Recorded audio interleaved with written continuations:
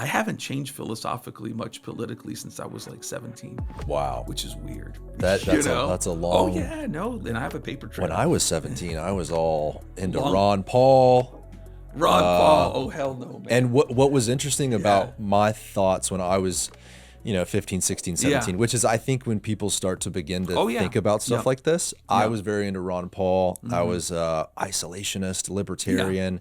I was actually at a military academy. So instead of high school, I went to Sarasota Military Academy. Cool. And at that time, 2005, 6, 7, the war was really heating up and all that. Surge in Iraq. And they would be telling us about who our enemy is, and America needs to kick ass. Yeah. And it was pretty rah-rah at that time. Oh, yeah, sure. And because I was listening to Ron Paul and I had all those ideas, I was just so against our not against our military, against our policies. Yeah. And I didn't want to be over there and all that sort of stuff. Oh, yeah. I've since changed, now I'm 32 and learned why our place in the world for security and is very important. Oh, yeah. Yep.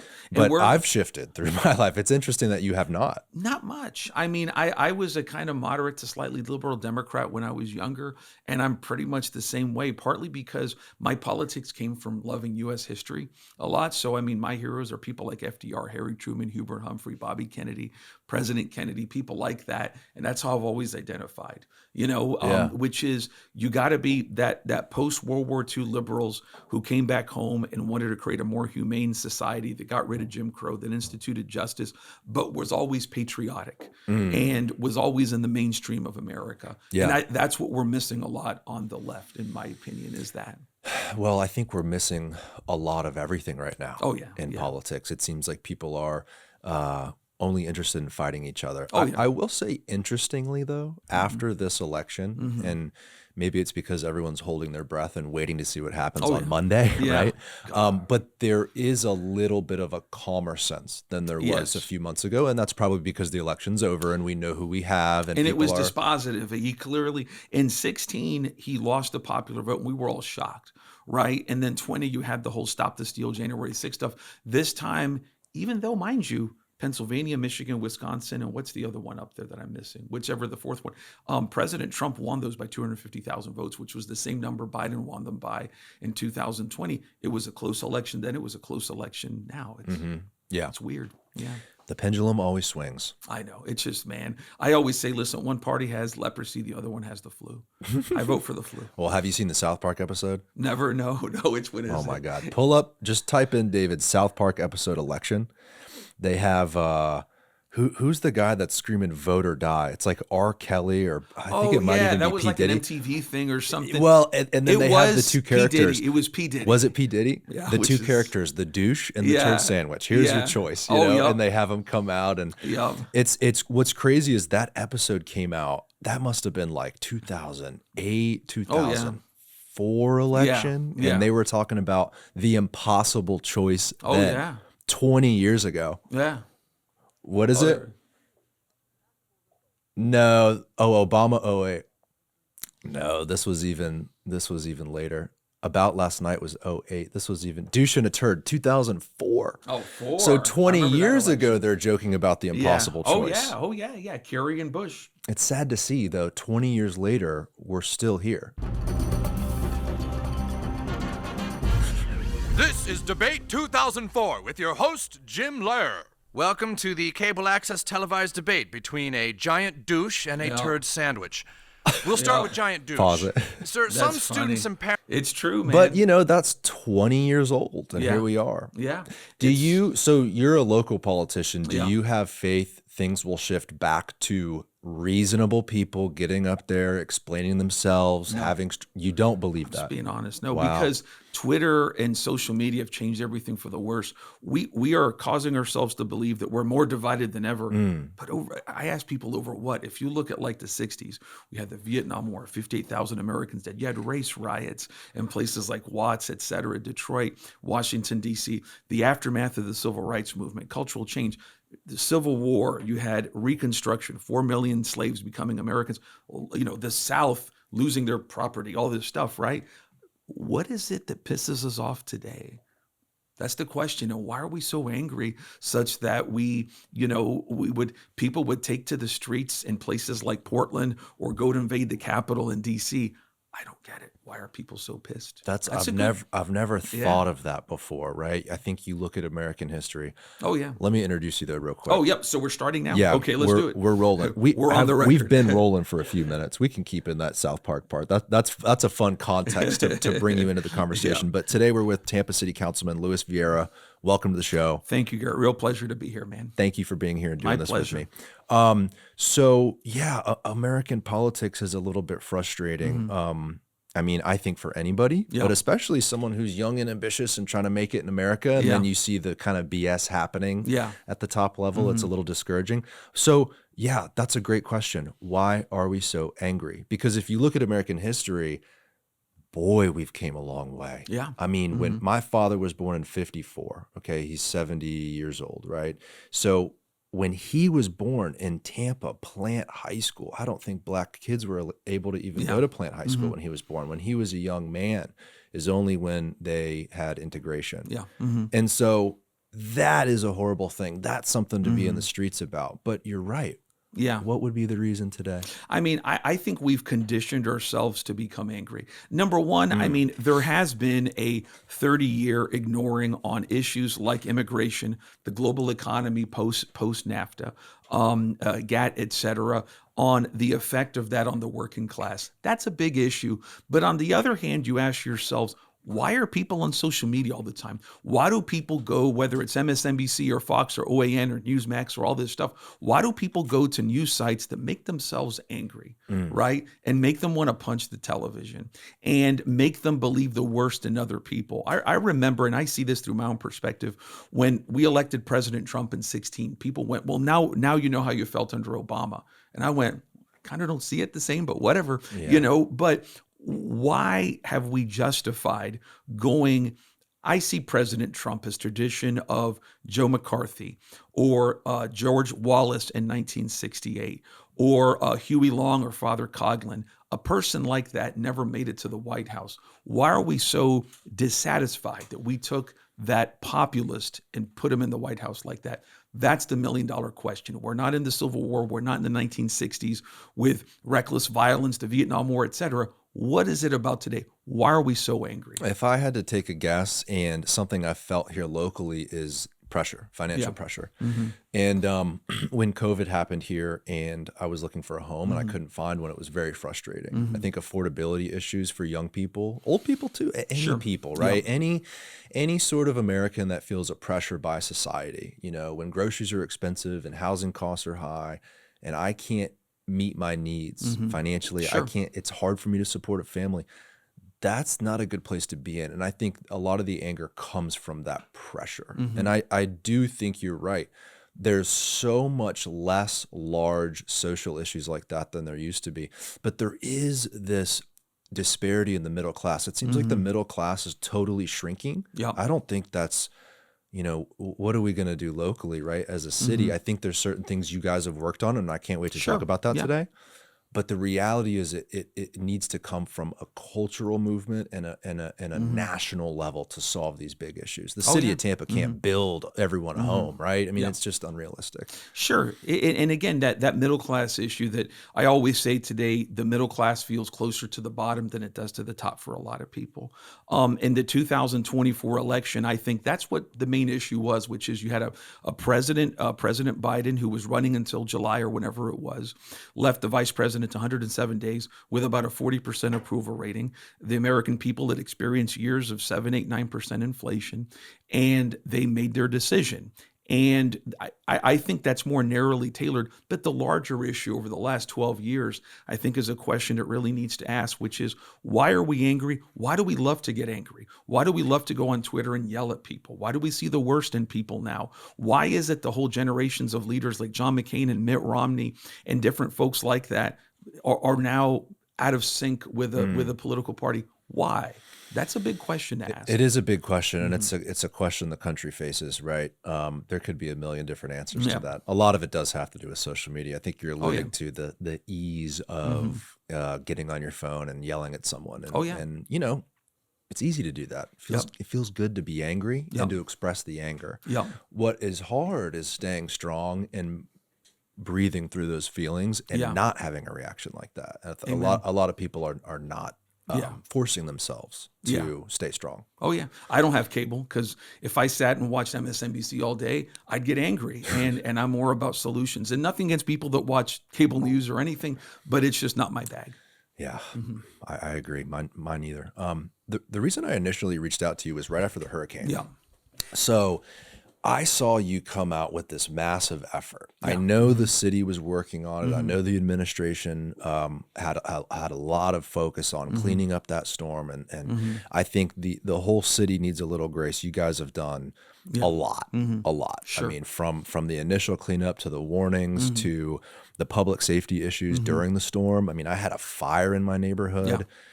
Tampa Fire couldn't even get there because of the flood. It really was I would say really the worst thing to happen in our city in a long, long time. Oh, yeah. But you were really focusing on what the hell happened, right? Some sort of an investigation, an independent investigation. Why are there floodwaters in areas that are not in flood zones? What can we do to help those people? And then on the back end of that, how do we make sure to mitigate those issues moving forward? Absolutely. So I reached out to you a few months ago, and finally you are on the show. So let's dig into this issue. Your initial thoughts when the storm comes through. What are you thinking as an elected official here in Tampa? Shock and tragedy. North Tampa, I'll concentrate on North Tampa here, getting flooded. You're talking about Forest Hills, the middle class in Tampa.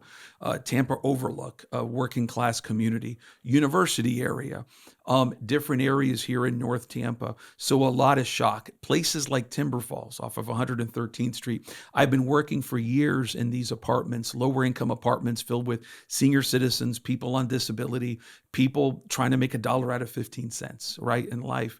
And they were flooded. It was shock. It really, really was. My first 2 or 3 days, I was out there on a boat with people, helping people out. I'll be honest, I was really pissed off. I was, because I saw people that I know, people that I care about, people that I've come to love a lot, get hurt. And when you see people like that lose everything, you want people to take accountability. You want to come up with good solutions, and you got to move beyond your anger. I know that early on, it's funny, there were some pictures taken of me where people were like, dude, man, you look pissed off. And I was like, well, I was pissed off. But you move beyond that, right? And you try to come up with solutions. So immediately, I believe this happened on a Friday, I called for a public meeting in Forest Hills for all of North Tampa to take place that Tuesday. And something like 250 or so people showed up. Very emotional. But you know what? People were angry. I'd be angry as well. Yeah. And people were very emotional, but it's foreseeable. And that's our job as electeds. If you can't stand the heat, get out of the kitchen. And you probably knew that going in. Setting up the meeting, like, okay, people are going to be angry. Oh, yeah. And I believe the mayor was there. Yes. Yep. And we should say, too, your district is North Tampa. Yes. These are the people North you and New represent. Tampa. These are your constituents. Can you pull up, David, that initial, I think, Tampa Bay, a lot of news organizations have been following your story and your journey, figuring out what the heck is going on here and what we can do about it.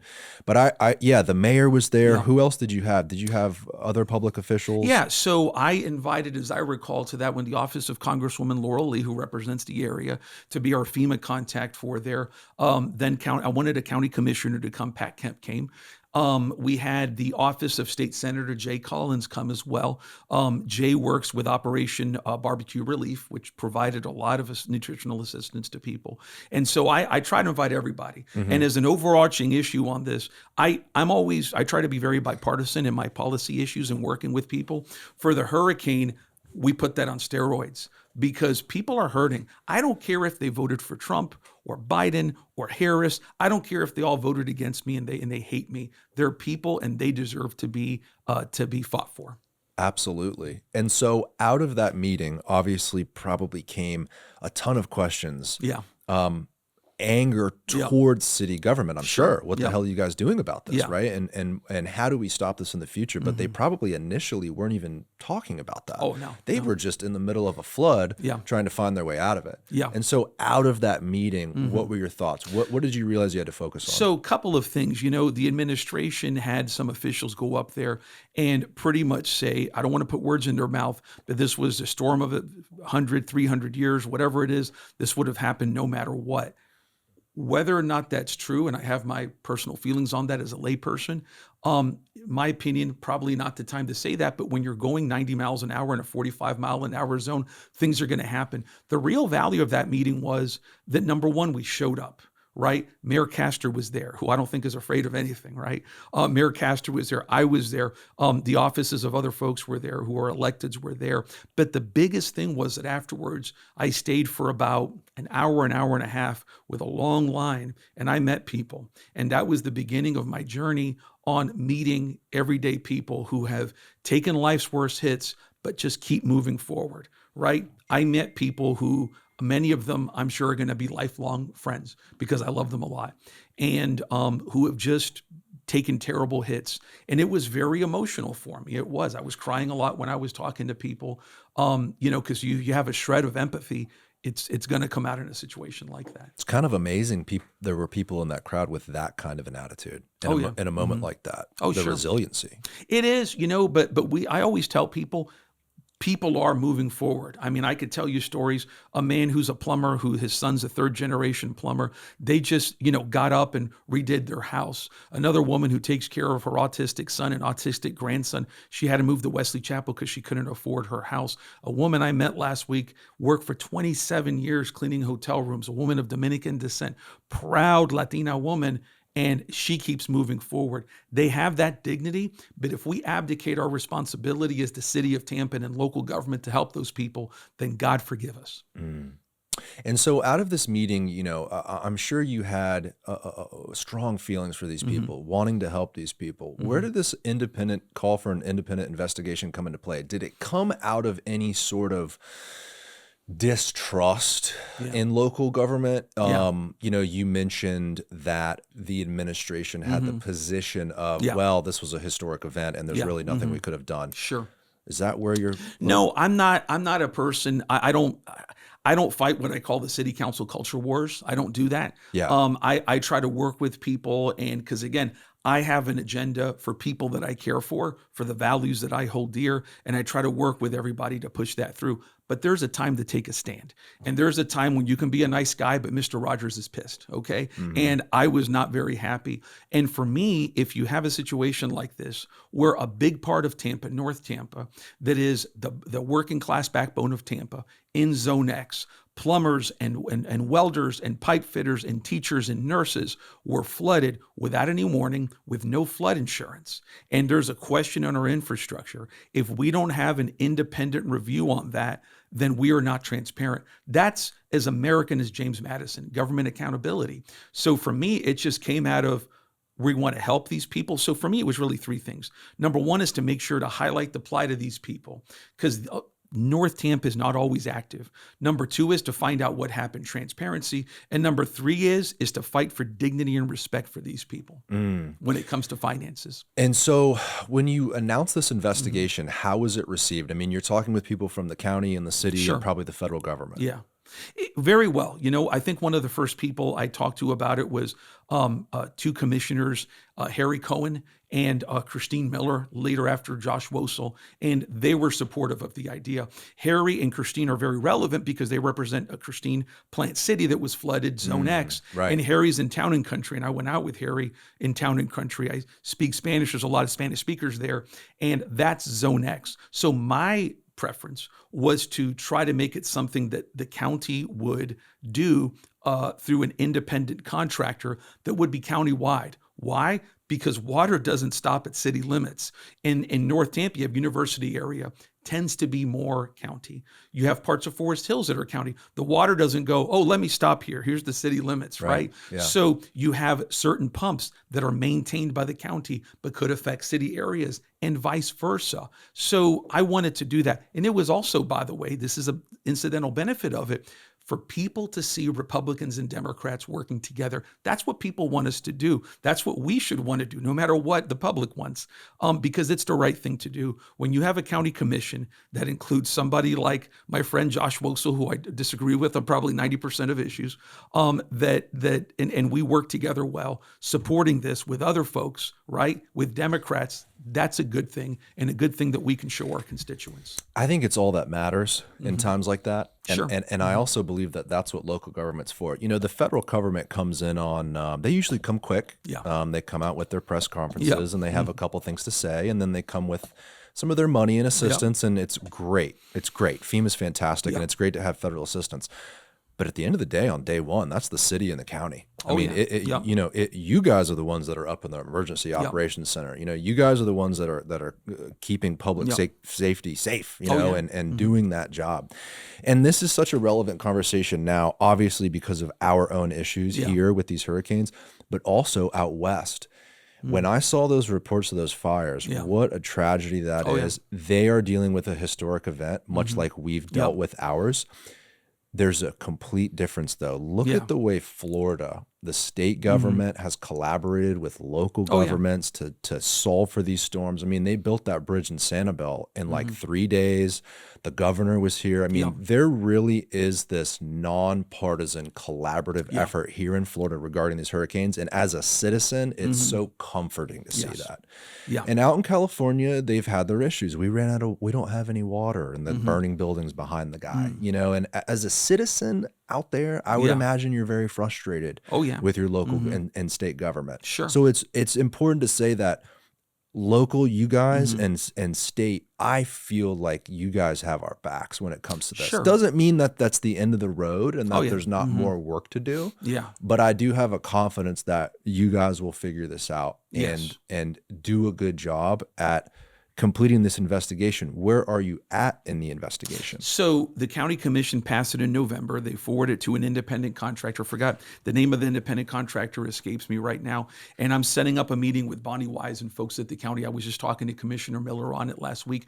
I want to make sure that this does a number of things. Number one, that it has a truly independent, objective view on how Zone X areas in the county, including North Tampa, flooded. That's very important. What went wrong? Right. And by the way, if they tell me, would have flooded anyway, I go, maybe, but there's a difference between a single and a triple. There's a difference between 6 inches of flooding and the 4 feet of flooding that people had, right? And every area is different. The word on the street in Town and Country is that it had to do potentially with a repaving project. North Tampa is pumps. What's Plant City? That's step number one. Step number two is a master plan for infrastructure in the future. We need to have an objective analysis on our stormwater and wastewater infrastructure in the city of Tampa and countywide on what our future needs are going to be, how much that's going to cost, and how to build a bridge to pay for it so we can have that discussion with taxpayers. We need to be empowered with that information.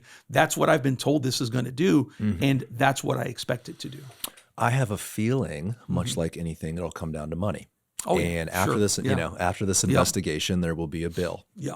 And whatever contractor comes up with for this master plan, I think there's going to be sticker shock with politicians and the public. The public's going to go, geez. Where does the federal government come into this? Because in my head, they're the ones that, I mean, we need money to build our way out of this, essentially. Absolutely. And, you know, we recently had the newly created District 15 for Congresswoman Laura Lee, who I think was elected in 22, worked very well with her office. She's a Republican. I'm a Democrat. We work well together. We have Congresswoman Kathy Castro, who for me is just, she's my favorite elected official. Congresswoman Castro is a wonderful person. And so we're very lucky to have good federal partners. We have good state partners. You know, for me, in the state level, the number one person I worked with was State Senator Jay Collins, who never stopped being Special Forces, okay? I worked with him with his Operation Barbecue Relief. I remember being out at Timber Falls, an area that needed a lot of help with food assistance as well as getting people out. I call up the office of Jay Collins, and they're on it, and they're helping me. They didn't ask if these people were Republican or Democrat. Right. They're their fellow Americans, and they jumped in, and they didn't ask if I'm a Democrat or Republican or vice versa. We work together, and that's the way that it should be in politics. Again, I have my views and my opinions. I do what I do, but we work with people, and we see the best in people. That's the standard the public should have. Yep. For elected officials. You know, that really is the standard. I think more people should put politics aside, especially when it comes to disasters, but any issue, anyone's trying to work through it all, whether it's a transportation initiative, like whatever it is, force your public officials to work together. Don't let them be partisan. I think that's ridiculous. Amen. I think working together is your job. Yeah. I mean, at the end of the day, there's an article right here on News Channel 8. This was only a few days ago, January 10th, Zone X investigation. Yeah. Could the severe flooding have been a man-made problem? Yeah. Now that question is where it gets a little scary. Yeah. And I have a feeling the position, or at least the idea that it has nothing to do with how we've built our infrastructure, or there's nothing we could have done. Yeah. I don't know. I have a feeling that there certainly is something that could have been done, or something we can do in the future. Where are you at in the investigation? Just have selected this? Yeah. So they just selected it. Part of what I want them to do, and they've agreed to do, is to have community meetings, getting the input of people who are on the ground. Because remember, with Milton, it's very important. You have the hurricane of Milton that happens in the evening. People wake up and they go, we're okay. Our roof didn't come off. Midday at around 10 or 11 a.m., they start to flood. They start to flood the morning after it's done. Can you imagine that? You wake up with your spouse and you go, hey, we're done. We're good. We survived. Yeah, right. And then you start to flood, and it's wastewater that you get flooded by. So people need to talk to people like that. It's about everything in terms of looking at the history of our infrastructure, looking at the records on our, keeping up with our culverts, different things like that. And then talking to people on the ground. And then again, coming up with an analysis on what our future infrastructure will cost so that we can have that discussion with taxpayers. I had Guido Maniscalco on the show. I'm trying to think. This was, David, do you remember? It was 2023, call it, 2 hurricanes seasons ago. I think it was maybe November of 2023. And we were talking about the brick streets in Tampa, and how cool they are and what a great novelty. Guido. Yeah, right. Nice and he was all excited to, announce and talk about the city's efforts on 7th Avenue and the CRA and all that sort of stuff. Yeah. And he brought up something interesting, and it has to do with repaving Tampa roads. And these contractors that the city uses to repave the roads typically don't like to make adjustments for storm drains. They just kind of pave over what they've paved before. And logic would tell you, hey, you pave over, and that rises up, and then you have less room for water. So where does that come into the picture? Someone actually DM'd me and said, hey, like a year and a half ago, you remember the conversation you had with Guido? I'm like, I don't know. I have a lot of conversations on the show, but they pointed out that conversation, and I rewatched it, and I thought, even if that's 2%, 1.5% of the overall issue, it's an issue. Yeah. How deep is the investigation going to go? What's the time frame of it? When do you think you'll get answers? So I'm told it'll be about 6 months, 6 or 7 months. That's not that long. It's really. not. I was pleasantly surprised. But again, I want to make sure that it's being done the right way. I have motioned for, and I don't think it's been approved yet, but it should, for the city to contribute some to this investigation so that we can be stakeholders. Plant City supports it. Temple Terrace, the city of Temple Terrace supports it. Obviously, Hillsborough County does. So we're talking about 6 or 7 months, and it should be pretty detailed. Yeah. And by the way, I mean, if as we go, there are things that I don't like as the fiduciary here for North Tampa, I will say something. And if we have to do something unique for the city of Tampa, we will. I don't anticipate us having to go there because we work very well together with the county. But obviously, if there's a route going, and by the way, I mean, people like, you talk to Commissioner Miller, right? She brings a very unique voice. We have a lot in common in our experiences, which is her area got flooded. She's very upset at seeing the good people of Plant City, a beautiful community, be devastated in Zone X. And she wants answers for her constituents, just like I do. So those county commissioners, I think all of them share in that sentiment. So I'm sure we're going to get there. Yeah. And it's something that absolutely should be focused on because it's the reality we live in. Maybe this comes with the cost of living in this beautiful place, right? We live in Florida. It's an incredibly beautiful place. People move here for the weather. And, we deal with these tropical storms and hurricanes every year. And so to not focus on this and to bury your head in the sand or to not fund whatever answers come of this study, I think is a little silly. Oh, yeah. You know, we can't build a bubble around our community and be completely insulated from these hurricanes, but there's a certain effort that could be made to help mitigate them. Absolutely. And there's a lot of times in politics they say, well, you got to be a Harry Truman. And he said he'd rather be right than be president. Well, we should rather be right than to be dog catcher. Yeah. Okay. And if there's a price on this needed infrastructure, then we certainly have to make the tough decisions. I remember a couple of years ago when the mayor put forth her 16% millage tax increase. I was against that. I thought it was a misguided idea in a time of 8% inflation, but I motioned to scale it back by 70% and have a dedicated fund source revenue for police and fire, because we need more fire stations. We need to hire more cops, and we're not going to get that by doing lemonade stands. Okay. So I couldn't get a second in city council, but I did that on principle because I wanted to tell my constituents, I wanted to tell the cops and the firefighters that I was glad to motion for a tax increase to fund the work that they do, because it's principle. Because when you're in office, if you don't do the right thing, you got to live with that. And I'm the kind of guy, I don't like to live with that. Wow. Well, I hope some good things come of this investigation. I think it's very encouraging that it's so short.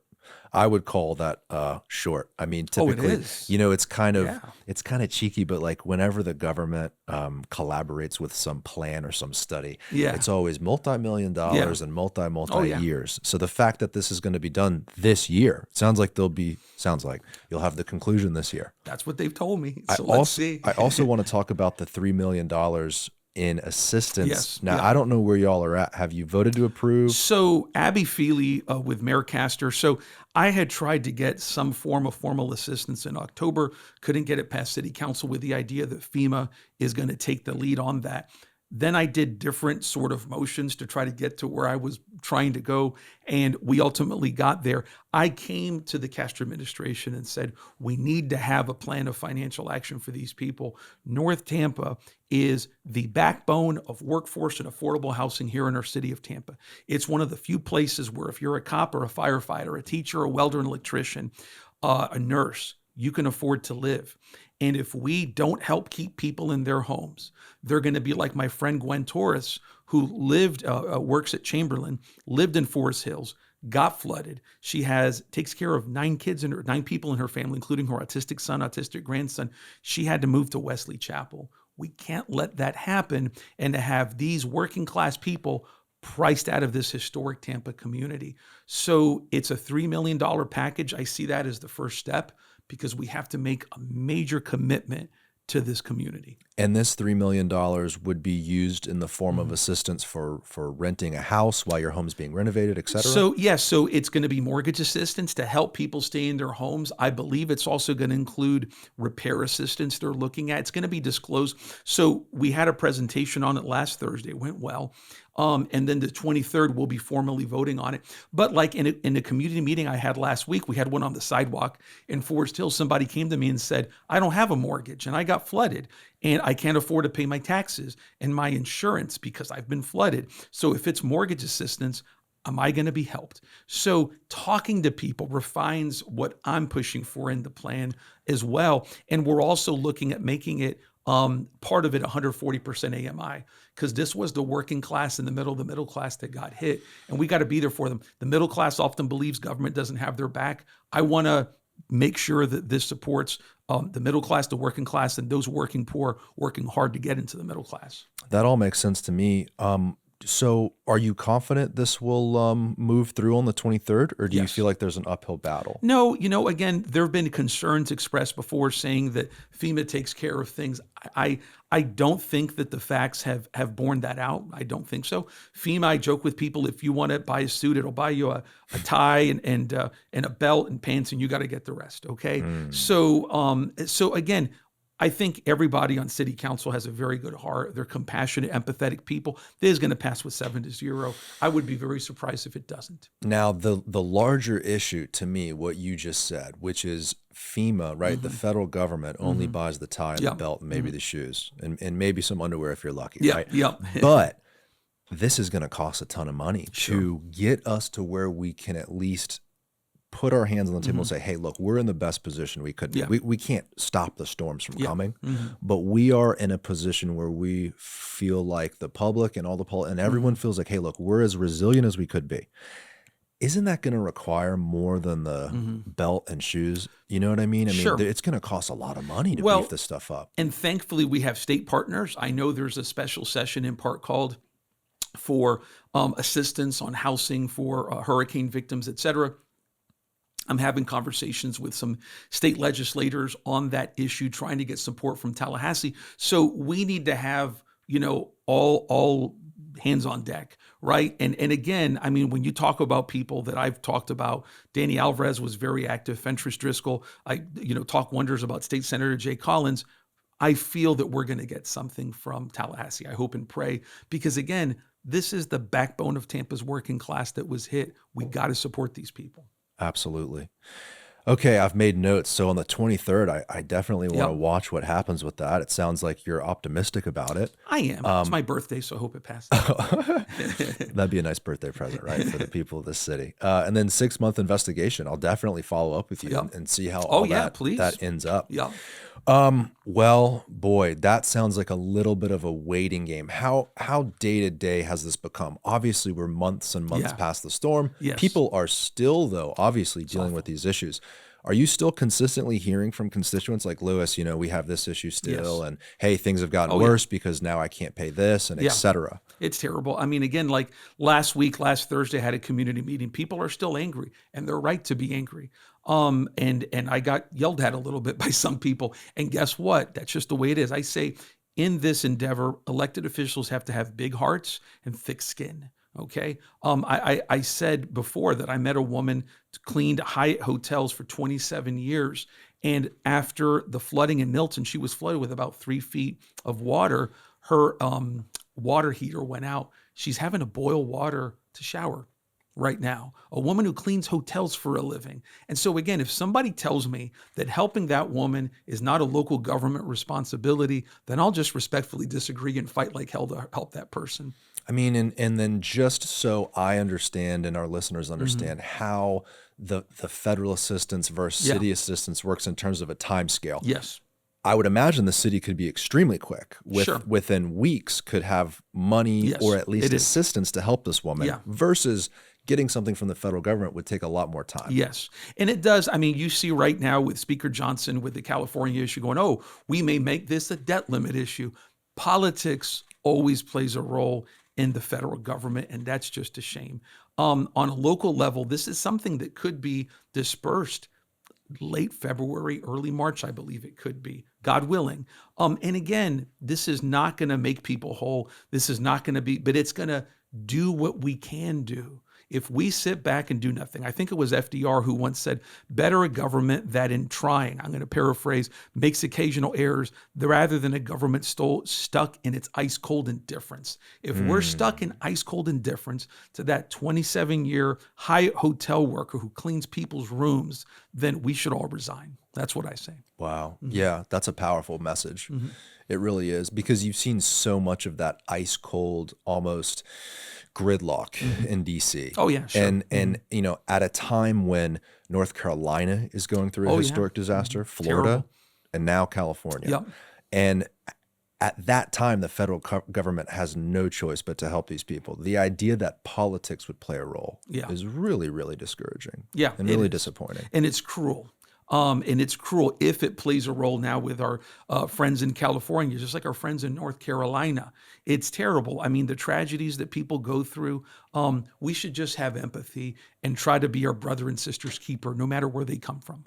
And no matter who's in charge too, right? I mean, Speaker Johnson saying that is a little bit of a saddening thing. Who knows the details behind it? But of course, it's political. Sure. But then you also have the investigation locally where that woman who worked for FEMA was identifying Trump supporters. Oh, yeah. I mean, it's awful. like you have these horrible stories of again, we talked about it in the beginning when we first went live about these political issues that inject themselves into disaster scenarios. That's what government's for, is to help during times of crisis, if anything. Yeah. And I remember reading that story, and that really pissed me off, because here you have a person who lost everything, and on account of the fact that they voted for a certain person, I mean, that's terrible. Horrible. And that should be universally repudiated no matter what. We're all Americans. We all deserve equal protection under the law. We all pay our taxes.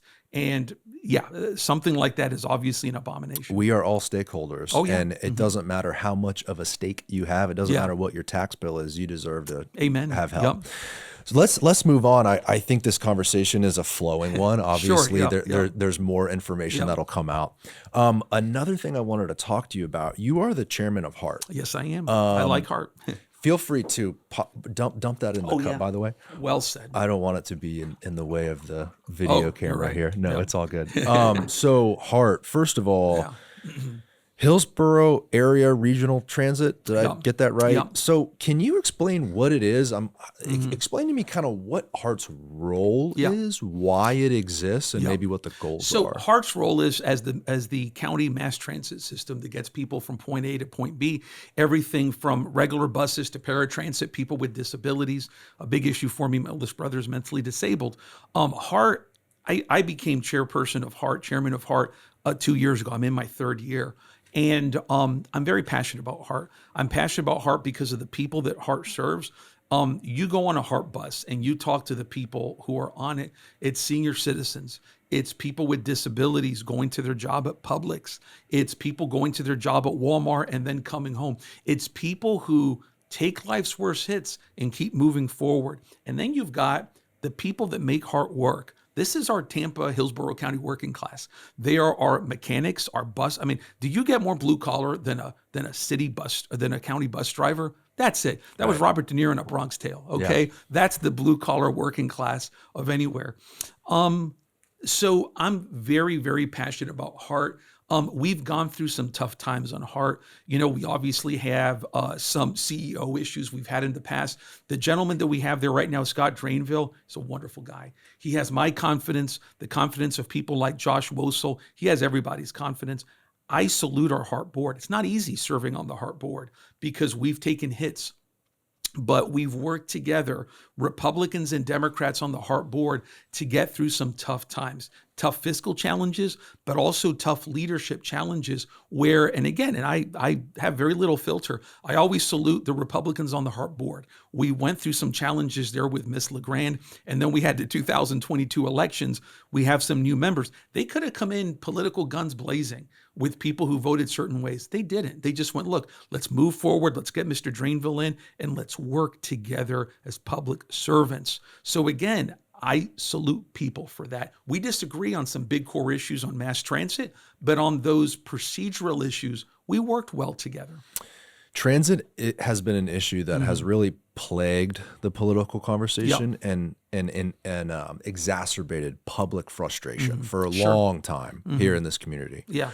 So HART, just so I understand, HART is owned by the county or the county is in charge of So HART? it's a special tax that homes pay and that homeowners and taxpayers pay that funds our mass transit system. Got it. It's county-wide, right? But it's a totally separate entity. And the city's involved as well. Like, how does the structure of the board, does So the city there get two are, seats or how does that work? 1, 2, it's me, Councilwoman Henderson. So the city has 2 elected officials on there, and then I believe it is 4 appointments. The county commission also has a certain number of appointments, and so does the governor. The governor's appointee, the seats were empty for a while, and then he recently filled them. So we have some new individuals there who are from Governor DeSantis. But again, we work well. Now, if we ever have to go to larger issues like we did in 18 and in 22 with referendums, we're going to have some disagreements, right? But I think on larger issues on the integrity of HART, transparency to HART, a big challenge that we had was when some folks in Tallahassee, including State Senator Danny Burgess, who I work with very well, called for a review on HART and an independent study on HART, including looking at potential privatizing HART, potentially merging it with Pinellas, et cetera. That study found that HART is actually run well and that HART's major challenge is funding. That's the major issue. We've had a lot of issues with transparency in the past. Right now, thank God, we've worked together to mitigate those challenges. Again, not easy as an elected official serving on the board, but we do well. And by mass transportation, that's not just buses. Oh Correct? yeah, of course. Yep. So the HART operates what? The streetcar, Yep. the bus system, Yep. and then there's also different types of vehicular transit. Yep. So like a small little bus that Yep. serves USF, like there's a couple Yep. little other things happening right now. Yep. So first of all, what's the budget of HART? Like when you say a funding issue, Yep. how much is HART operating on? I believe the budget, if I recall, is 190 million. I wouldn't quote me. I believe that's it. We'll call it around Yeah. 200-ish, something Yeah. like that. But you're the chairman of the board. Now, how long have you been involved with HART? HART, let's see. I think 4 years I've been on the HART board. So 4 years. So funding is an issue. Obviously, this is a general question that requires context, but how much money is needed for people in this region to go, hey, we have good transportation? So it's good to ask that. You got to take a look at our history. In 2010, we had a mass transit initiative led by former Congressman Jim Davis, and former County Commissioner Mark Sharp. Didn't do well. 16, we tried with Go Hillsborough for half a penny sales tax. Couldn't even get a vote. 18, we passed a penny sales tax with AFT, for transportation. Got struck down in the Florida Supreme Court. Ultimately, we're going to need a dedicated revenue source for mass transit. A lot of that money would have gone to HART, right? And could have allowed HART to function at full capacity. Right now, HART, in my opinion, is funded in a way that acknowledges its means-tested status as HART, because a lot of people see HART as something that benefits other people, right? And so one of the things that I've tried to do as chair of HART is to tell the stories of the people who benefit from HART. People like my good friend Jimmy or Nick Altieri, a young man with Down syndrome who works with the public defender's office, who every day goes to work and then comes home to his wonderful family, the Altieris, who are such nice people, using HART paratransit. Working with my friend Colonel DJ Reyes and Colonel Jim Fletcher with the Veterans Treatment Court, talking about how HART funds trips for veterans to get to the VTC, to get to the VA. A lot of our lower income veterans, the public needs to see the work that HART does for support it, because just because it doesn't line your pocket doesn't mean it's not worth funding. Shouldn't HART be so much more than a safety net or a organization that helps the least privileged people of our society? Shouldn't HART have light rail transit, multiple streetcar lines, an adequate beefed up bus system, bus rapid transit, a freaking monorail, right? All the above. To me, HART should have 5 times the budget and totally encompass not just the people like those veterans. I mean, yes, they do need to have a ride to get to the services they need to go. But how about some professionals and getting cars off the roads and alleviating traffic, all the above, right? Yeah, and that's a cultural issue, I think, in Hillsborough County and Tampa, maybe throughout much of the South. And that's why that 2018 tax was such a tremendous loss. Yeah. I endorsed that in 18. I endorsed it in 22. Legal issues intervened with both. Had that passed or been allowed to pass, it would, and to stay in place, it would have funded, I believe the revenue was each year about $320 million. Game-changing money. Oh, yeah. It would have revolutionized things. And by the way, people supported it. About 60% of countywide folks supported that, 58 or 60%. In New Tampa, the suburbs, about 60% of people said, raise my taxes, please. That is an amazing statistic. And it shows you, and again, right, maybe you're voting for something you wouldn't personally use. Yeah. But it shows you that people, hey, we recognize an issue and we're willing to pay for it. You're a lawyer. Can you explain, was it semantics? Like, why did it get shot down by the Florida Supreme Court? So 2018, what happened was you had an independent committee, an independent citizens committee that it was alleged was charged with the responsibility of making discretionary choices in how the funds should be spent. So ultimately, my recollection is that when the circuit court struck that down and then the Florida Supreme Court looked at it, they said, hey, look, if you take out that committee, there's no consistency between what is consistent with Florida law and with what voters voted for. Thus, we have to be rid of it. 22 is distinct, which is, again, this is from my understanding, is that the language of the initiative said this will benefit areas like, and I'm making stuff up, Citrus Park, Carrollwood, Brandon. Well, you can't do that because number one, there's no assurance that Citrus Park, Carrollwood, or Brandon will benefit. And that appeared to, from my recollection, have gone from the idea that that polls well. And when I guess the case law from that would be from the circuit court that if you're going to do an initiative, a voter initiative, it needs to be plain vanilla, no sprinkles. But wouldn't the attorneys drafting that language have thought of that? I don't. So how do you fumble wording like that? I mean, first of all, it is a huge effort to try to get funding for stuff like this. Yeah. The public votes for it. Yeah. And then I'll say you guys, just meaning like the politicians of our local area, can't decide essentially how it's spent. And so then we get nothing. Yep. I mean, that's kind of the long and short of it, right? Yeah. And it's a shame, again, that it went down that way. But I do point out to people in 22 in the circuit court, Judge Moe ruled against it before we could vote on it.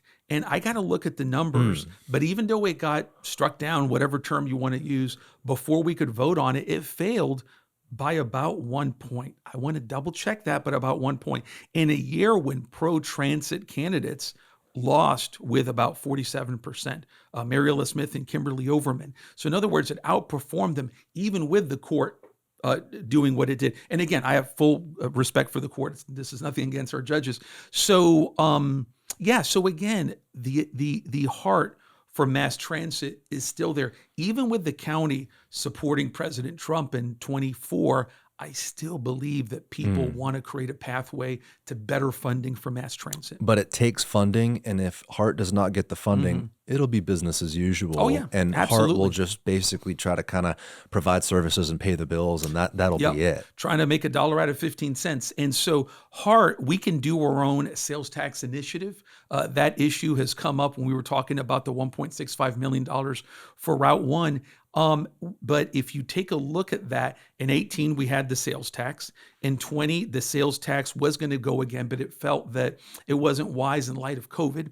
In 22, we had the sales tax. And then since 22, we have a county commission that is not going to, because the county commission would have to support the tax increase going on the ballot.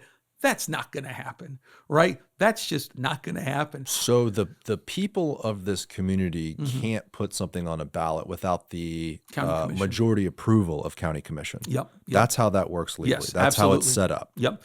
When it comes to HART, and again, they vote for the county commission, and they ought to take that into account when they make their votes as educated voters. But so HART, it's not like we can say, hey, we're going to raise more taxes, right? But again, when those tax initiatives came out, I would rather be right than be dog catcher, so I endorse them. Is it fun to go support a tax increase? No, but you got to do the right thing. You got to do the right thing, and the educated voter thing conversation is extremely important. It really is the great separator. And that's what I hope to do with the show is give people an insight into these conversations. I love talking about it. I love learning about it myself. But people that listen are here with us in the room, right? And they're hearing all of this. And I think an educated voter is our way out of everything. Everything we're talking about today can be solved with an educated public knowing and understanding all this stuff. I mean, people, there's really not good information on how this stuff works. You know, you can't expect this woman that cleans those hotels to pay attention to all this. And she shouldn't have to. She should have faith that the people she vote for will go and do the right thing. But there is a disconnect. There is a disconnect with information. There is. And I've been in office for 8 years, like 80 or so town halls. I'm a big community town hall guy, maybe because I like Norman Rockwell. I don't know, but I love town halls because it's the place where people can go and you're going to hear from the public. And if you're making them angry, they're going to let you know. Okay. Do you feel like they're productive, or is it just a screaming match? They're awesome. No, I love them. I get to know when I say, and I know this sounds cheesy, I really love my constituents. I do. They're good people. The people in North and New Tampa, my direct constituents who vote for me, they're good people, and they know me and they know me well, and part of it has been through those community meetings. Again, as an elected official, I could have gotten reelected without doing all these, but man, I tell you, I try to do things with a work ethic. My parents and grandparents were Cuban refugees and immigrants, and I always go, you work like an immigrant. And I did that as a lawyer. I still do that as a lawyer, and I try to do that as an elected official. It's so important. Transparency, accountability, and man, standing up there when people are angry, that's not an easy thing to do. Oh yeah, listen, you got to do it. And for me, maybe it's the Cubano machismo in me. I don't know, but I'm going to go, look, if we got a problem, let's talk about it. And we can talk about it in public because it's cool. I can take the heat. So City Council just approved $1.65 million to fund Bus Route 1, which, correct me if I'm wrong, but I believe comes from the USF University area down to downtown, right? Great victory. And it's free for 1 year? About 1 year. About 1 year. Now, this, and we can go into details. First, I want to talk about why a slim vote? Why 4-3, you know? It was a shame. And you voted yes for this. Yeah. I mean, so I want to give credit. Councilman Lynn Hurtak proposed this, being supported by some transit activists. And as soon as I heard it, I went, man, that's a great idea. And why didn't I think of it? And I'm joking because I'm the chairman of HART. So I credit Lynn Hurtak for that 100%. So, different people had different perspectives on it. Coming over from the idea that it's not the city's role to do that. For me, the city funds the streetcar. Why the arbitrary distinction between the streetcar and a bus, right? Except that a bus, to me, serves people, is more, nothing against a streetcar, but it's more impactful to everyday working people, right? So we could make all these arbitrary distinctions on a number of things. Some people said, well, HART can raise their own taxes. No, we can't. No, we can't. I'm sorry. That's just not going to happen right now. Well, sorry. I was just going to ask you, what was the amount of money HART wanted to get from the city for the streetcar? 1.3? So right now there's a discussion on the streetcar that apparently to continue to go fare free, we're talking about, I think the number is $1.4 million. Sounds like a good deal. Why doesn't the county pay for the 1.4? The city just paid the 1.6. So there's a lot of different discussions right now. HART's budget is obviously very tight. And if something is seen as more of a city program, it's funny for me because I'm tasked as the chairman of HART to go speak with the mayor on it, but I'm also on city council. Right. So it's kind of weird and everything, but we're going to find a compromise on this. I haven't talked to the mayor on it, so I want to be careful on what I say, but we want to preserve the streetcar. We want to expand the streetcar in the city of Tampa. I'm 110% for that. A lot of that, we're going to have to look to our CRAs. There's obviously our state and federal partners, a lot of help and leadership there, especially in the federal government, but we also have to look at our CRAs. When I voted against about 50, well, it was, I think the last $10 million in the Museum of Art and $25 million for the Strass Center from downtown CRA, one of the things that I brought up was the streetcar, which is, if we're serious about supporting the streetcar, then let's be serious about supporting the streetcar. That's so much money, Louis. It's a lot of money. It's a lot of money. Oh, yeah. And then, you look at all these other numbers, $3 million for flood victims, $1.6 million for one bus route, $1 million, call it $1.4 million for the trolley to go keep going fare free. Peanuts compared to a $25 million. Amen. So, but here my thought is we need it all. Yeah, sure. I think the challenge and I think this is where all these difference of opinions come from is we need it all. Yes. And maybe does everyone recognize we need it all? But it's a question of who pays for what, how it gets paid. Sure. And, and probably the closer we get to, a political season, the more conflict there's going to be. Right. And that's true everywhere. And that's not pointed at anybody or anything. It just is what it is. But we do need it all, but we also have to make priorities as a city. And I think that Milton calls us to, again, fund the basics. I've talked about a public safety master plan for years. The Castro administration would fund that in 2022 with a consultant I wasn't crazy about, but that's for another day. But the idea that we have to fund our basic core city needs. And by the way, and that was my problem with the mayor's tax increase from 2 years ago, was that it was spending money on a lot of great things, but I want to put public safety before we talk about anything else. And that's why I motioned for that. Well, you can probably understand what I'm about to say because you grew up here too in this area, and I was born here. But it almost seems like what happened here locally was we've the cart has came a little bit before the horse. Oh, yeah. For so long, our roads were horrible. We had sidewalks to nowhere, children waiting for the bus and, in a ditch because there's no sidewalk available, potholes out the wazoo, right? All of the, and stormwater issues, flooding in South Tampa, et cetera. Okay. So you have all of these problems that never had the chance to be paid for. Yeah.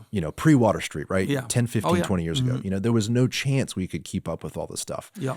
Now the excitement's out there. We've got these beautiful new buildings. You're, $25 million for the Stratus Center, and I think 10 for the aquarium. I think it was 15 for the aquarium, and then 25 for the Museum of Art. 25 for the museum, right? So all of this money being injected into shiny objects that I'm not taking anything away from because they're extremely important. Oh, yeah. They're extremely, extremely important. Our parks and our cultural icons around the city are extremely important. But I think we're at a moment where we kind of have to slow down and pump the brakes and really look at the foundation. Yeah. Are we done with the infrastructure? Are we done with fixing the roads and the potholes and the sidewalks and the storm issues? Or do we kind of need to put everything on the table and say, okay, now that we've had, let's say, a decade of great growth and we have Water Street and all these cool new restaurants, don't we need to peel back a little bit and say, hey, look, it'd be really exciting to do X, Y, Z, but we need to fund public safety. We need to fund these storm issues. We need to keep continuously paving the roads, fixing the sidewalk, et cetera. Sounds like you can't do everything at once. We can walk and chew gum at the same time. However, those core infrastructure needs do got to come first. And I know that's being brought up with the Riverwalk. I'll be glad to talk about that separately because that's a unique issue. But we need to fund our core infrastructure first. And that's what I've been talking about. And by the way, again, that's why 2 years ago, I proposed a tax that would have averaged $3 or $4 a household a month for the city of Tampa to fund that core public safety infrastructure. Is that all that would be required? Is 3 or 4 a month per household? No, I mean, to make everything whole, absolutely not. I forgot what the number was that would have raised in revenue, but it would have gotten us started. And it could have helped our bonding capacity on things like fire station fleet maintenance, which we having to bond 100% as opposed to funding it in part with ongoing revenue, but that's a whole separate issue. I wonder what the bill would be. I wonder if you laid all of this on the table, including HART. Oh yeah. But what would it cost? Is it $100 a month per household? I wonder, I don't know what it is, but what you have to do is make, again, tough decisions on a whole series of issues whenever it comes to government spending and making sure that you prioritize the things that are life-changing and life-saving, infrastructure whenever it comes to storms, public safety type issues. I mean, take a look at 3 areas. South of Gandy, an area that has grown tremendously. You take a look at the public safety investments there. They don't run concurrent with the land built. You take a look at downtown Channelside. 20 years ago, we've built a whole city within downtown, and we have Fire Station 1, same fire station that services that area. I've been calling for an additional investment by either expanding Fire Station 1 or having a medical-only station in Channelside. Yeah, and I'd love to see some sort of movement on that before I leave. And then New Tampa area, where we've grown and we have fire response time challenges. With a lot more to come. Oh, I know. Look at Gasworks, Water Street, future phases. There's going to be thousands and thousands of more people living in our urban core, and really all across the city, including North Tampa. There's a lot happening uptown. All that new development. Oh, yeah. So we do need more fire. We need more police, et cetera. And I'm glad, though, that in my district, we're hopefully about to get Fire Station 24. Since I've been on council, I've been able to work on now with this 3 fire stations for the North and New Tampa area. I mean, I take the view that you got to be a fighter for your people, because if you don't fight for them, nobody else will, because that's your job as a district person, is to fight for your people. So that's one of the things that I've always been proud of. Is there pushback on that? I mean, everything I've talked about on this show comes down to one thing. It's funding. Absolutely. Funding. I mean, that is what it is. So there actually was. So in 17 with Station 23, we got that from a millage tax increase. That passed by 1 vote. Station 25 was unique. That was for Station 13, which was 1 out of 23 stations, but took up 1 out of 7 calls. It was the 54th busiest station in our whole country, and it served Bush. So 25 helps that. And then 24 is also going to help that area as well. and I'm pushing for a groundbreaking by the end of this year through Tampa Fire Rescue. So I'm hoping to see that happen. It just sounds like the problem is, oh, well, we could build a new fire station or. Yes. Or. Yep. Yep. And I think "and" should be a part of the conversation. Oh, yeah. I wonder what it would look like to actually do an analysis of, hey, what are the different levels of funding we could use for large packages, including HART, including fire stations, but also including some of these parks and these cultural centers, and put that bill on the table for the public to see, and put it up for vote. I'm going to guess, correct me if I'm wrong, is the challenge the county commission. The city isn't really the one that can put that up to the public. That's the county that puts a vote like that out. It depends. If it's only for the city of Tampa, and I would suggest, by the way, that's what give her credit for trying in terms of sticking herself out there. 2 years ago, that's what the mayor tried with that millage increase, because that would have gone to transportation, housing, parks, as well as public safety. Again, it wasn't the right time for something like that. But she tried under that. And again, I didn't, from the first time I heard about it, I was like, no, not going to happen, at least for me. But I do give her credit. Again, that's great. It's good to stick yourself out there for what you believe in. Yeah, and maybe that was bad timing. I think if I'm recalling at that time, everyone was very worried about their pocketbooks. Everyone was very worried about the inflation that just didn't seem to end. Yeah. Things change, and now we're in a little bit, I would say, better of a position, but we're not out of the woods. No. So it comes down to money. Are you confident that there will be a scenario where we can fund all the above, and instead of saying or, say and? It's going to be difficult to say. A lot of times in the city of Tampa, we found ourselves being reactive instead of proactive on things. And that's why with the fire stations that I mentioned in Newer North Tampa, I push for them, because I go, we can't have a tragedy that moves us to action. With the stormwater infrastructure, hurricane infrastructure, it was Milton that is moving us to action. We should learn from that and say, look, let's be proactive.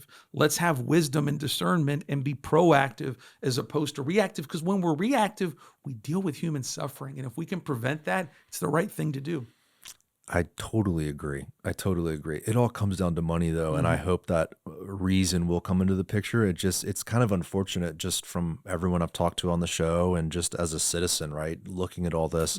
It just seems like you guys are fighting over crumbs. You're trying to figure out how to pay the bills at HART, instead of figuring out creative solutions to solve our transportation issues. And it's sad, because we had that in 18 and almost in 22, but again, legal issues gone away. And it's funny how the political pendulum has swung. In 18, it was inevitable. Like when the Florida Supreme Court struck down that tax, you go, well, we're going to pass it again. Right. Oh, man. Politics have changed in Hillsborough, and they've changed in Florida. And I suggest not for the better on that issue. It does seem like it's getting a little bit more muddy in regards to these transportation projects. I think Florida has had a long history of going against some of those more progressive, and by progressive, I don't mean political. I mean ideologically forward-thinking policies. You mean, I mean, we've had how many governors shoot down large infrastructure projects here at the state level, and that doesn't seem to be changing, and if anything, going in the worst direction in that regard. So it's quite the uphill battle. Oh, it is. Say. Yep. Very poignant that Buddy McKay recently passed on. You know what I mean? So well, the next thing I want to talk about is the West Riverwalk expansion. And so this to me is a fantastic opportunity to do on the other side of the river what our current Riverwalk has done to the east side. The West Tampa, the West River area, North Hyde Park, that area around Julian B. Lane has an incredible opportunity to enjoy some of the same amenities that the other side of downtown has. And I think the West Riverwalk is a huge part of that. Where is council at in that process? And I think you mentioned before we went live about there's a lot of assistance coming our way, federal money, et cetera. So this is a $50 million project, and $24 million, about half of it comes from the federal government. Congresswoman Kathy Castor championed that. We're going to have about $10 million coming from the CRA. We vote on that in 2 days. I expect it'll pass. And then the federal government is also looking at between $4 to $8 million potentially again. The city portion of that is going to run, if I'm doing my math right, 34, about 35% or so of that, which will very likely be bonded. And that's where part of the controversy comes in. For me, it's a good deal for the city of Tampa. I mediate a lot of cases as circuit court mediator, and part of my opening shtick is there's things in life that are black and white, and then there's gray, and there's a lot of gray. This is gray, and I get it, and people have mentioned things, and I acknowledge that. For me, the greater good lies in voting yes. I'm not going to write a check to $24 million to the federal government and say, here, please take this. We've already sunk in about $1 million in design money on this. To stop now on it would be to swim in a pool of crazy, and I'm not doing that. It sounds like the main motivation for this to go through in your position is because we're getting so much assistance for it. Yes, and it also benefits the West Tampa area and the working class communities that live there. I talk about being a fighter for North Tampa, but that's not a detriment of anybody else. I represent, in effect, all of the city. And so for me to be able to support this for our friends in West Tampa is just a pleasure. Yeah. And I am going to support it. It's the right thing to do. And again, I'm not going to write a check for $24 million back to the federal government. No. Well, how does that all work exactly with the money? So the federal government writes the city a check, or how does that come into play? I don't know procedurally. I do know that Congresswoman Castor got those funds for us. She was also able to help, by the way, get us for another time $24 million for a HART maintenance station just came out, which is awesome. But she was able to secure that. So that goes for that dedicated purpose for the Riverwalk with a federal partner. The problem comes in that the cost of it went up and up and up during that time and increased the city's share of it. That's the challenge. But again, the gray and the greater good lies with voting yes, in my opinion. We can walk and chew gum at the same time. We can fund 30 to 40% of this Riverwalk as a city while supporting our infrastructure. It's not either or. It's not either or. So you believe this project here, the Riverwalk on the west side, is possible along with the other things we've talked about today? Absolutely. Absolutely. Again, we can do everything as a city of Tampa. We just have to make responsible choices. I go back again. We've made some in the downtown CRA. I hammer on that a lot because I think it's a particularly egregious example where we funded $50 million for the Museum of Art and the Straz Center. We could have capped the downtown CRA, right, and helped move that money across the city. Instead, we chose it for those projects. So I go, look, we got to make better choices. When I voted no on that, one of the things that I said was we can support the streetcar. We have to be wise and have discernment with how we spend taxpayer dollars. You said something about how the bond portion, borrowing a little bit of that money, was controversial. Yes. Can you explain exactly what a bond is, how that works? It's a borrowing tool that local governments use that you obviously have to pay interest on. And it's a tool that is authorized by law so that we can borrow and invest in infrastructure. Well, a lot of communities do that for things like fire stations, police stations, big infrastructure projects. With some people that's controversial. Our bonding capacity is actually, I can't tell you exactly what it is right here, but our bonding capacity is certainly within reason right now such that we can afford to do this. But for me, putting the stake in the ground for this number to the detriment of the Riverwalk, to the detriment of West Tampa, to writing a check back to $24 million to the federal government, the juice ain't worth the squeeze on that. For me, the overwhelming justification lies with voting yes on it. Wait a second. So if this does not go through, we have to leave the money with the federal government? Oh, yeah. Explain that. It is only the $24 million is, according to my understanding, only for the Riverwalk. It was narrowly tailored for the Riverwalk. So if we don't support that money has already been set aside, yes. So if we don't fund it, what's going to happen to that money, right? And what's it going to say about the city of Tampa and our relationship with the federal government that we lobby for a project and then we go, you know what, we changed our mind. Here's the $24 million. Will we ever get taken seriously again? There's a lot of things to consider on this. Wow. Right? Oh yeah, there's a lot of things. That's a consideration right there. That's a huge credibility is huge. Right? So when the federal government comes to Tampa, and I'm sure Kathy Castor is the one that facilitates that relationship, at least here, here in the city. Yes. Palmetto Beach, I know she worked on in that neighborhood. Oh too. yeah, she did a lot there.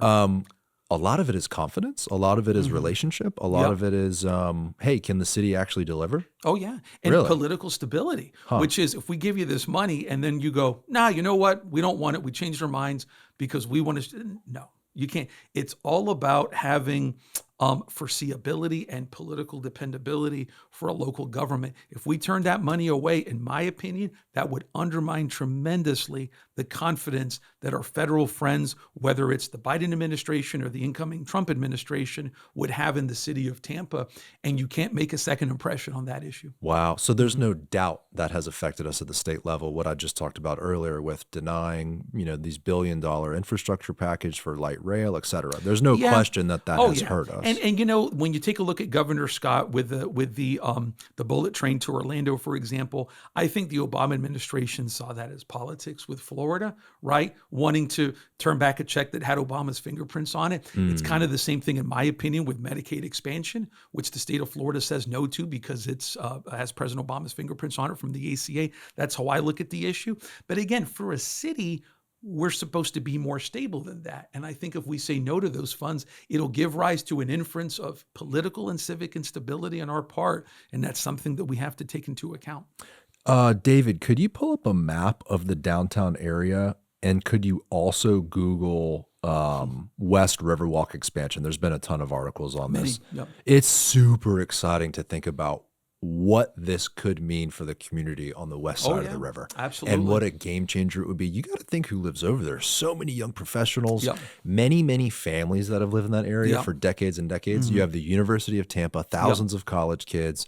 I own property up across the river in Tampa Heights on North Boulevard, and that is going to be a fantastic connection for us up there. I mean, there's just a lot of good that could come out of this. Plus, you have all the city investment in the little West Tampa downtown. Oh, yeah, absolutely. All the new roads, all the CRA money going into the parks. It's like there's a lot of exciting momentum in West Tampa, and this really is like the icing on the cake. This is more like actually the glue, kind of that brings the whole thing together. And it's a nice gift, if you will, to our friends in West Tampa, who are all too often ignored.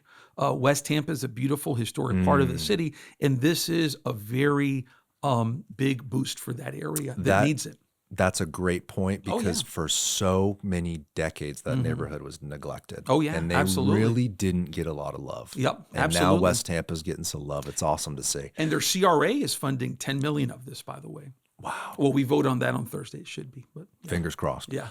Can you explain this West Riverwalk expansion? Do you know details of where it would start, where it would end? Oh, Lord. No, I mean, from a map, I don't, obviously. I mean, it's David, going to benefit. pull that up. I'm sure there's an article on it. Yeah. I'd be curious to know exactly what the plan is. So West River District Multimodal Network, this looks like it includes other things beyond the Riverwalk, right? But I would assume the orange area from Kennedy past the Boulevard Bridge to where the new housing project in the West River and the Rome Yard development is going, which is another great project that's happening. Again, a lot of really exciting things on the west side of the river.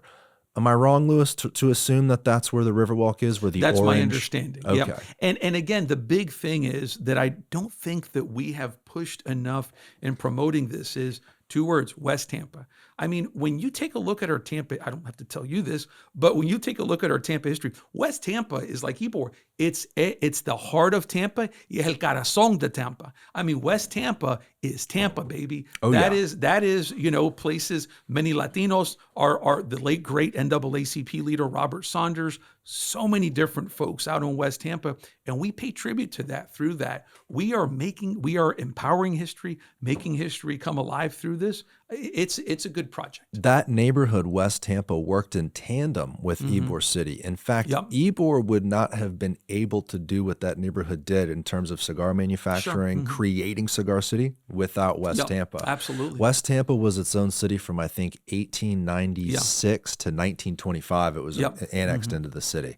So the history, the heritage, the people in that community, it's clear that they deserve a seat at the table just as any other historic neighborhood. So the fact that there's this renaissance happening in that neighborhood too is very, very exciting. Oh yeah, and very again, exciting. I fight for newer North Tampa. I mean, if you look at I think I've gotten like 2 multi-million-dollar rec center expansions, 3 either park additions or new parks, 3. Now we're on our 3rd fire station, et cetera, for District 7.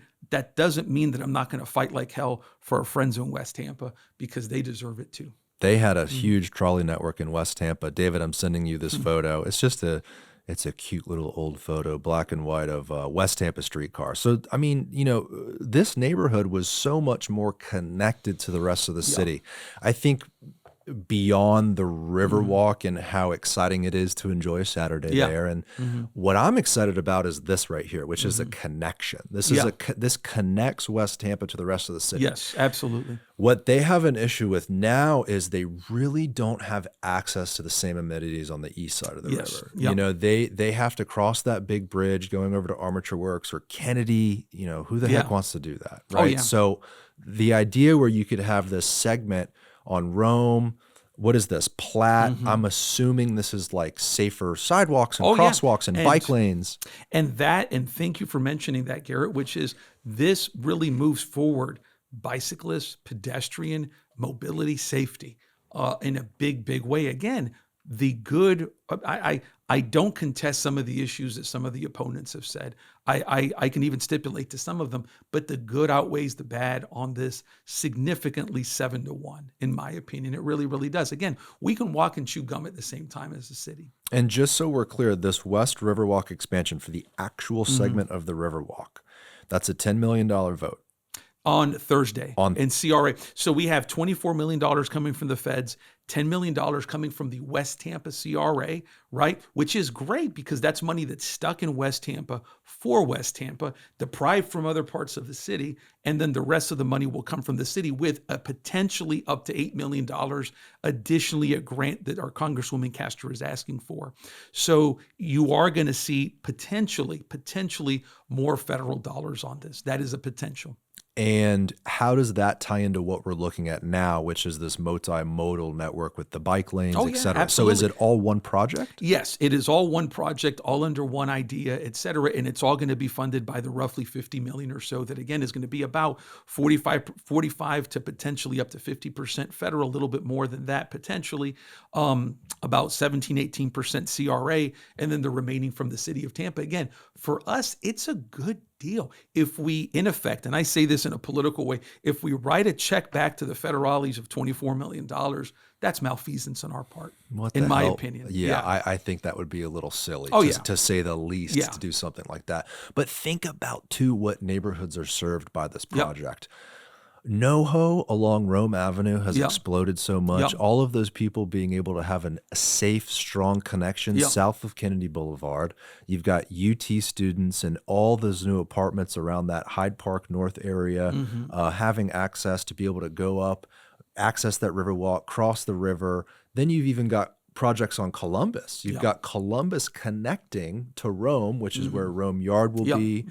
I mean, if you had to put a dollar amount on this potential investment, including this $50 million plus project, plus the public, plus the private, plus the city coming in, it is very exciting to see what's happening on this side of the river. It is a big economic spur to the area that's going to result in more jobs, more positivity. And again, I also emphasize more positivity for an area that is very, very historically working class as well. And it is a good investment. And Tampa City Council votes on this in 2 days, January Thursday. 16th. Yep.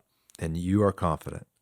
Yeah. So, but it's funny. I actually have a HART. I think it's a ribbon cutting that I have to be at from 11 to 12. So hopefully the vote isn't during that time, right? You know. But again, I am confident. You got to show up. Oh yeah. But it passed 5-2 before.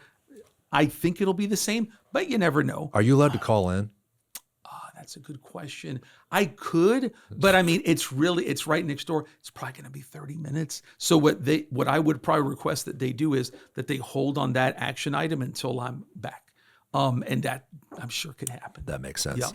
The last thing I just wanted to talk about, and we kind of touched on it, was the trolley expansion. Again, I have a feeling it's funding. That's kind of where this all comes up. But the reason I wanted to bring it up specifically is because in a similar manner, didn't we have federal dollars that would help us expand the trolley? Absolutely. So again, right now the issue with the streetcar is the idea that the HART is and I want to be careful in terms of what I say, because I'm going to be talking to the mayor about it. But there is a potential dispute between HART and the city of Tampa that we're going to work through, because I think both sides, the city of Tampa and HART, want to see this funded and continue to be fare free. But the issue is, again, that the city of Tampa needs to lead on that pathway forward, I believe. That's my personal position. But again, I want to be careful because I'm going to be talking to the mayor about it privately. So I want to be very careful on that issue. But again, I am committed to the streetcar. Like I said, when I voted against some of the things in the CRA, I said in part is for the streetcar. Go to the top slide, David. The first photo you have here, I think it explains.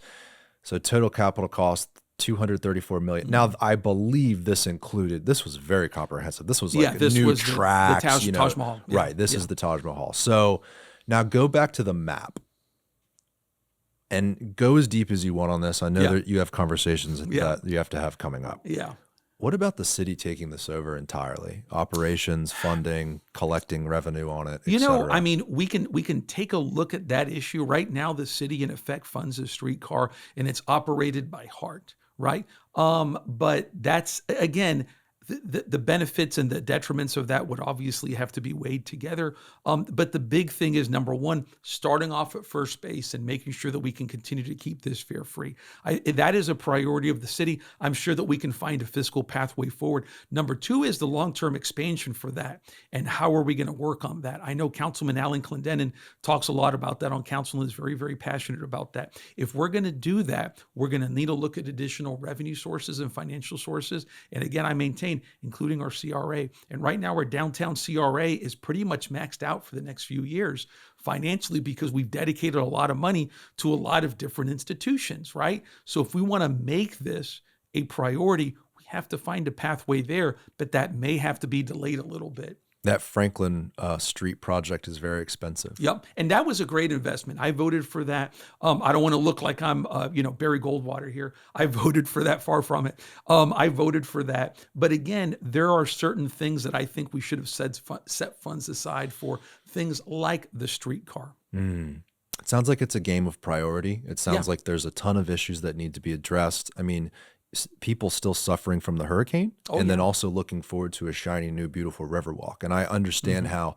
some of the people that are having challenges with the hurricane months and months later probably look at a $50 million project like that and they're frustrated. So boy, the balance of all of it is really, those are probably hard conversations to have, but necessary. They are, but it's up to whether or not a politician or someone is going to exploit that and tell somebody in North Tampa, you're not getting yours because they're getting theirs. That is fiction. And everybody knows that. That is a fiction. And so that's why I push back on that this week at council. I talk to these people all the time. And they know where I stand. They know my passion on the issue of their welfare and the future of their community, et cetera. We can walk and chew gum at the same time. Whether they say that their money is going to the Riverwalk or God knows where else, it's going to be a fiction. And I think that people are going to be able to see through politics. I love that. Well, Louis, thank you for coming on. My pleasure. I really appreciate it. Thank you for being so open and honest about all this stuff. I think it's, some of it is really exciting to talk about. Some of it's heartbreaking. Sure. All the flooding issues is really tough to talk about. But it sounds like you guys are on the right track and are moving forward with this investigation. I'd love to have you back and talk about those results. I think that would be great. Yeah. And I wrote down the notes I was taking was when you're voting on some of this stuff. And I think this show has been fun because it's given me and all the listeners an insight into all this sort of stuff. But what I'm going to do more now is pay attention to these meetings because I own a real estate business and I'm focused on that. And then I've been doing the podcast for fun, but digging deeper is also fun too in this stuff. So I'm gonna watch these meetings now. I've got some notes here. So. It'll be fun. All right, Louis, thank you very much Garrett. again. My pleasure, I appreciate it. Okay, yes, have sir. a great day. Thank See you you next week, everybody. Yes, sir. Bye-bye. Hey guys, if you want to watch episodes just like this one, make sure to click right here to view the rest of our full episodes. And also make sure to subscribe by clicking right here. Thank you for watching.